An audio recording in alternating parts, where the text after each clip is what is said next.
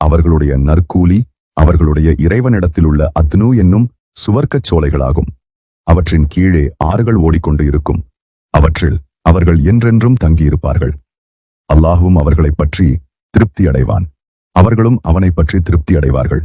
தன் இறைவனுக்கு பயப்படுகிறாரே, அத்தகையவருக்கே இந்த மேலான நிலை உண்டாகும். உயர்ந்த சுவர்க்கத்தில் இருப்பார்.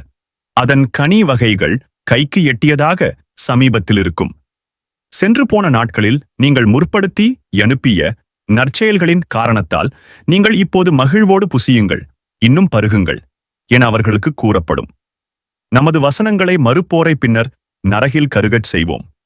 அவர்களின் தோள்கள் கருகும் போதெல்லாம் அவர்கள் வேதனையை உணர்வதற்காக வேறு தோள்களை அவர்களுக்கு மாற்றுவோம்.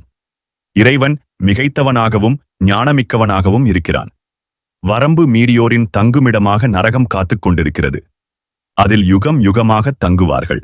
அங்கே குளிர்ச்சியையும் குளிர்பானத்தையும் சுவைக்க மாட்டார்கள். கொதி நீரையும் சீழையும் தவிர இது செயலுக்கேற்ற கூலி.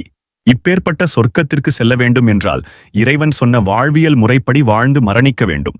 அதில் முக்கியமான ஒன்று, இறைவனுக்கு இணை கற்பிக்காமல், அதாவது வணக்கத்திற்குரிய இறைவன் ஒருவனே என்று உளமாற நினைத்து அவன் இட்ட கட்டளைகளை அப்படியே பின்பற்றி வாழ்ந்து மரணிப்பது.